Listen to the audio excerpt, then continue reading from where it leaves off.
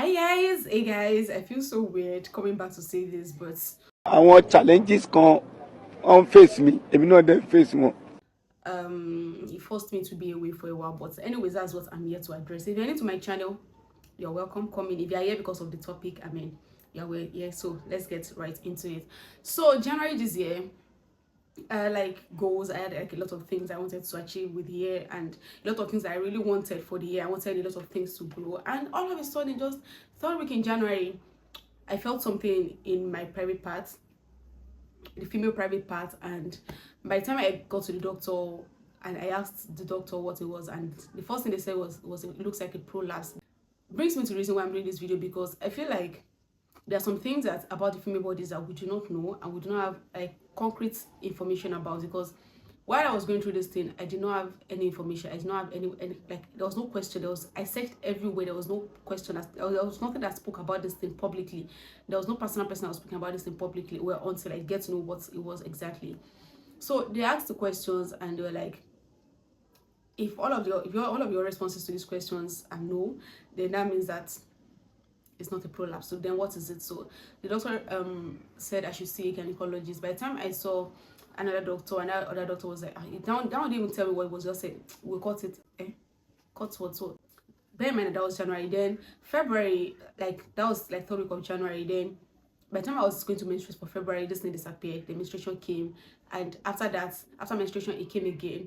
Like, we just come maybe once in 2 days, go back, come like this out of the vagina, then retract back in 2 days. So I felt like it wasn't like something serious. Maybe it's just like a malfunction. Maybe my body was reacting to something. I was just giving a lot of excuses for it in my head. Then, but I told a few of my friends that I saw this thing, but in March it got bigger and it became more consistent. So remember I said I was coming like in 2 days, so those times. Now it was like every day, but it wasn't staying all day.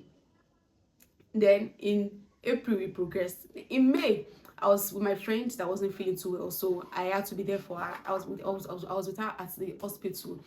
Then I spoke to her doctor, because her doctor was a gynecologist, and it was like, okay, if this thing looks like a prolapse. I'm like, in my mind, I'm like, I don't have a prolapse. Like, for all of the symptoms that I've searched online, all of the videos that I've seen online, this thing I'm going through doesn't look like a prolapse. I do not have a prolapse, but the thing was, it wasn't how it had retracted at the time, so it could not assess it physically. It just checked my private and like, it was just trying to check it. Okay, let me see what it looks like, but it did not grasp the full effect of what was going on. So it was like, it just recommended a cream, that I should use a cream to rub my private, and but I searched for that cream and I did not see it. All of a sudden, May ending of beginning of June, this thing came out and it was bigger, and I'm like, what is going on? But this time it was like every time I was walking around, it was there. Bear in mind that from January to May, that I've been seeing it. Anytime I was walking, it was there too. But now it was like, once immediately I start walking from here to that door like this, it has dropped. It's just there. It's just hanging there, and it made walking uncomfortable for me. Made doing my job uncomfortable for me. And the fact that this thing wasn't physically painful was stressing my mental health. Like, my mental health was in shambles from January till August. It was crazy, guys. I put out a tweet on Twitter 2 days ago saying that Happy New Year to me, because literally my year just started. I could not walk. My head was not in a good space. Anytime this thing was out, even though it wasn't painful, it was dealing with me mental. Like, my mental, I would just realize that I was behaving very irrationally. I was behaving some type of way, and most times I don't get to see the full effect of the people coming to other, like, why are you doing this? I'm like, oh, sorry, I didn't mean to react like that, but this is what, like, I don't understand it. And then I realized that once my menstruation, like 2 days to my menstruation, this thing retracts back. Like, throughout my menstrual days, I menstruate for 5 days, I don't see it at all. And by the time it came out full force in June, I could not tell anybody, not even my friends, not my sister, not my mom, because as at that time, everybody was going through one thing or the other. They had like something that was going on with their lives. And to be very honest, I felt very, very overwhelmed. This is a vulnerable post, right? And I'm allowed to be vulnerable here, right? Okay, so I felt very, very overwhelmed. I felt like, I was telling one of my friends, like, I feel like my 20s, every year for my 20s, I've been like, there was always one serious thing that happened, like one serious problem, from one serious problem to the other.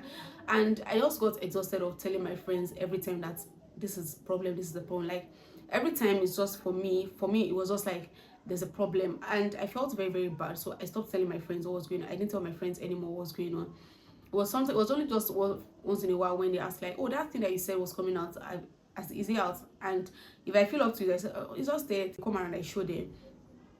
Or sometimes when I feel overwhelmed, I'm just like, okay, you know what, this is what is going on. I'm trying not to be emotional in this video, but yeah. So I felt very, very overwhelmed, and at a point I was asking God, like, why me? Like, why do I have to go through all of this? Why is it that every year I have to have like something like a standard stumbling, a standard, a strong stumbling block? Because this year I knew the plans that I had laid out.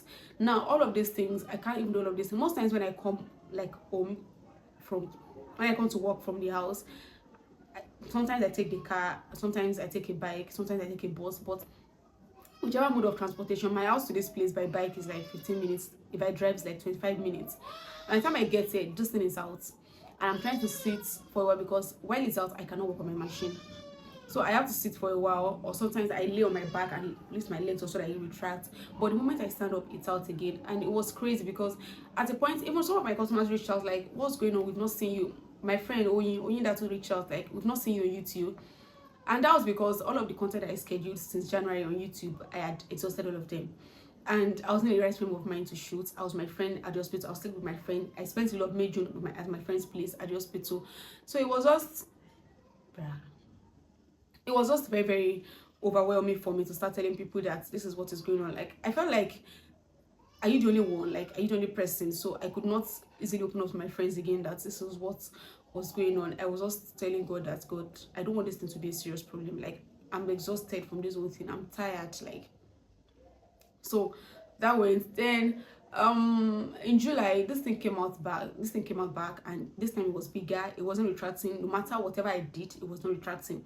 Remember I said that initially if I lay down, lift my legs up, it was going to retract. This time it was not retracting. Like, nada.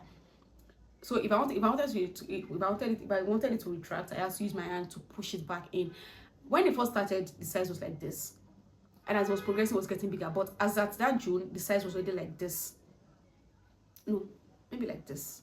Yeah, it wasn't that wide, but yeah, it was long. So it was already like this. And imagine something like this, something like the size of a baby dangling between your legs anytime you are walking, anytime you are moving around. Like, it was very, very bad. And sometimes it comes with stress. Like I'm just like, my brain is just fatigued when it comes around. So as I said, physically it was like, if you touch it, it wasn't painful, it wasn't peppering me, it wasn't bringing out blood, it wasn't bringing out anything. Like, there was nothing aside the fact that it was physically there was nothing going on, but it was messing with my head. Like, most times I was like, my brain was down. So so I saw the doctor in July, and I was like, this thing is getting serious, more serious than I thought. And what do we do? And it was like, okay, so he checked it this time, and the day he checked it was out. So it was like, okay, this thing is actually not a prolapse, this thing is a polyp. And that was the first time that I heard about the word polyp. So I went online, and till this moment I'm making this video, I've not seen a single Nigerian coming out to say that they had a cervical polyp.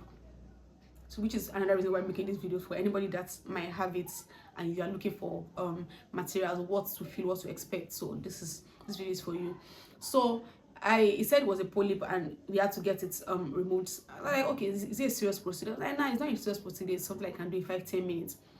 And then he brought out the equipment, and I'm like, you cannot put those things inside me. He said, why? He said, I'm not sexually active. I was like, so he said if I was sexually active, then it has to be a surgical procedure. And that was when I started getting scared. So we scheduled a procedure, but the amount was calling at the time, I did not have it. So, and I wasn't ready to tell my parents yet. So another option was I go to a family doctor and go and get it done. So I just left it. I'm just like, I'm going to go back later. So I left it, and I told the doctor that I could not afford it at the time. So I left it, and I was just carrying it around like that. So for every time that you see me, for anybody that saw me in May, June, July, I was literally kind of like, whenever I was sitting down, I would sit down like this, like raise one of my legs up like this, sit down, and then try to use my pom pom to retract it a bit. If I'm wearing the skirt or an outfit that's a pocket, I put my hands in my pocket and use my hands to push it in. So because if I'm sitting down, it feels like I'm sitting down on the ball, and it's very, very uncomfortable. I could not. Then last Sunday of July, I was in church that day, and the Saturday before, my friend came around, and I just told her this thing is out. I just told her jokingly, but I knew it was not. To me, it wasn't a joke, but I don't want anybody feeling pity or feeling sorry for me. I've had enough of the pity party, the pity talks, the pity talk for me is going through this. I wasn't going to have it, so I just left it at that. So I told her, and all of this time this thing was pink. The color of this thing was pink. It was baby pink, like beautiful kind of pink, and it was just there. So I went to church on this Sunday. That was the last Sunday of July, and where I was sitting and my cousin was with me, I was carrying the baby, then there was another baby behind me. So I stood up and I'm like, my mom is wet, what's going on? And my aunt that was sitting with me told me that maybe one of the kids poured water on this before I sat down. I was like, oh, okay. Then I stood up again the second time and I felt like this thing was like it was wetter than it was. I went to the bathroom and this thing was yellow. I wish I could attach images, but YouTube take down my video. And this thing was purple, like it went from pink to purple, and the purple was like dark kind of purple, very dark kind of purple. It looks very scary. And then it was dripping, like this thing was dripping. What was coming out of it was a mixture of water, what looked like urine and blood. Like that was what was caused. The color wasn't yellow, it wasn't urine color, and it wasn't a color of blood, so it was just like a mixture of both. Guys, at this point I could not wear my pants again. My pants was soaked. It was that bad. And so I told my pastor about it, and she was like, this thing is getting serious, you have to speak to a doctor. So on Monday I went to see my family doctor, and he checked it and was like, this is bad. I said I knew it was bad, but from that Sunday my anxiety peaked. Like I was anxious, I didn't know what to expect, and by the time I got to, I felt like this thing was going to stop. So I just sat on my bed. By the time I stood up, it felt like I peed on the bed. One thing about Oli, like when someone bed weight, that's how it felt. So I started using sanitary pad, but by Wednesday I stopped using sanitary pad because sanitary pad was not containing it anymore. Like the way it was dripping was not massive, and initially I felt like maybe it was my bladder that was leaking, and I was that now made my anxiety weird because I was like, why is my bladder getting involved in all of these things? So I left it and I started using fabric, like bulky fabric. I would use bulky fabric, so I could not move around a lot. I was in my house, I was lying down a lot of time, just staying there. Still this time I had not told my parents, I did not tell my sister. So I saw my doctor on Monday. I spoke to him on Monday. He checked it, then he told me that it was in there the second opinion of a gynecologist. So on Tuesday I saw a gynecologist, and we're like, let's schedule this surgery. So we scheduled the surgery for the following Tuesday. On Sunday I went to God. I said, God, please, I don't want this thing to get more complicated than it already is. You see me, you see the way I feel already. I don't want problems. I don't want anything that will make people start saying, oh yeah, sorry, I do not want it. I don't want anybody to start feeling pity for me. So on Tuesday, the surgery was supposed to happen Tuesday evening. So I went to the hospital by 4 p.m. I got there, and let me tell you guys, see people that have gone through any surgical procedure that they had to pass catheter inside there, bruh, they are got strong soldiers, because they pass that thing with clear eye, like no anesthesia, nothing. They will put rubber inside your urethra. I was in pain. That thing was painful. Then I walked into the theater by myself. By the time I got there, I first took charge of the whole room, called down the host of heaven, because God has to be here. He has to be God that will do this thing, not this doctor. But let me just use this moment to say that I'm thankful for the kind of team that worked on me, because they were all men, and initially I had like mixed feelings about male gynecologists, but the anesthesiologist was a man. Well, the nurse was the only person that was a woman. My family doctor too was a man. Is a man. And all of them were really, really good people. Like immediately they walked into the theater and they saw that I was scared. Like my anxiety was over the roof. My mom said, it's not AC. Like, we're not one of this, and you're this. Like I was visibly shaking. I said, no, calm down. I should just calm down. I should not worry. So they gave me the anesthesia and they started work. And I was singing, like I was just singing praise and worship. I was just worshiping God. Then it got to a point, the surgeon that I was working with was like, do you know this song? And Baba, I should sing it. So it was singing, and I said, to join me, let's sing it together. So we sang together, and what looked like 20 minutes to me, my anesthesiologist walked out and I was like, don't worry, just keep your mind at rest. This thing is done. So he left. And all of a sudden I started feeling pressure at my lower part. It felt like they were trying to drag my heart from my private part. Like, you know when they use hook and they want to drag something by force. I was screaming, and my surgeon was like, nah, that's, he knows I'm not feeling pain, just pressure. That he's trying to make sure that this thing doesn't occur again. So I was like, okay, but this thing is painful still. I understand your help, but this is painful. So by the time I got out and I asked my sister and the person that was with me, and they said I'd been there for 1 hour 30 minutes, I was like, I did not think I was going to stay there that long. Like, I felt like it was going to be, to me, it looked like everything was done under 30 minutes, but they said, like, they were scared, like, what was going on?